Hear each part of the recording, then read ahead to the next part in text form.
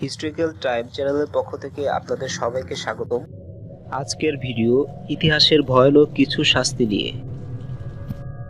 এক নম্বরে যে শাস্তির কথা বলবো, বেঈমানের দোলনা। মধ্যযুগে স্পেনিশদের আবিষ্কৃত এই বর্বর শাস্তির পদ্ধতি। বন্দীকে নগ্ন করে এর উপর বসানো হতো, ব্যাস আর কিছু করা লাগতো না, শরীরের ভারেই সবকিছু একত্রিত হয়ে যেত। দ্বিতীয় নম্বরে যে শাস্তির কথা বলবো তা হলো হাতির সাহায্যে মৃত্যুদণ্ড কার্যকর। দক্ষিণ পূর্ব এশিয়ার এই পদ্ধতিটি সবচেয়ে বেশি প্রয়োগ করা হতো। বিশাল বিশাল হাতি ব্যবহার করা হতো বন্দীদের হত্যা করার জন্য। বন্দীকে বেঁধে তার মাথার উপর পাথর রাখা হতো এবং তার হাত পা বেঁধে রাখা হতো এবং বিশাল হাতি তার পা দিয়ে বন্দীর মাথাটি পিষে ফেলতো। এজন্য হাতিগুলোকেও বিশেষ ট্রেনিং দেওয়া হতো।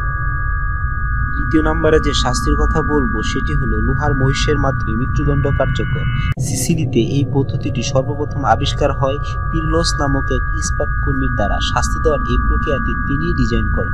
বিশাল বড় ইস্পাতের তৈরি একটি মহিষ, যার পেটের দিকে থাকতো দরজা।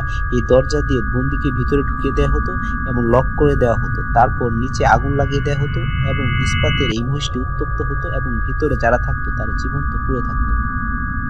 চতুর্থ নম্বরে যে শাস্তির কথা বলবো সেটি হলো শুলে চড়ানো। এই বিষয়ে বিস্তারিত কিছু বলার আছে বলে আমার মনে হয় না। শুলে চড়ানো বলতে যা বোঝায়, বন্দির হাত পা বেঁধে সুচালু একটি দণ্ডের উপর বসিয়ে দেওয়া হতো। শরীরের ভারে তা আস্তে আস্তে গভীর থেকে গভীরে যেতে থাকতো। এই পদ্ধতিতে বন্দির মৃত্যু হতে 1 থেকে 2 দিন লাগতো, কখনো কখনো 3 দিনও লাগতো। সর্বশেষ যে শাস্তির কথা বলবো সেটি হলো স্প্যানিশ গাধার মাধ্যমে মৃত্যুদণ্ড কার্যকর।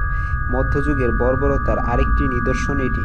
এই পদ্ধতিতে বন্দীকে একটি গাধার উপর বসানো হতো, তবে এই গাধাটা একটু অন্যরকম। তেমন নরম মোলায়েম নয়, উপর দিকটা ধারালো। এতে বন্দীকে বসিয়ে দেওয়া হতো এবং বন্দির পায়ে ভারী লোহার বল বেঁধে দেওয়া হতো। এতে বন্দী বেশ মারাত্মকভাবে আহত হতো। ধন্যবাদ আপনাকে ভিডিওটি দেখার জন্য। আরও ভিডিও পেতে আমাদের চ্যানেলটি এখনই সাবস্ক্রাইব করে রাখুন। ধন্যবাদ, ভালো থাকবেন।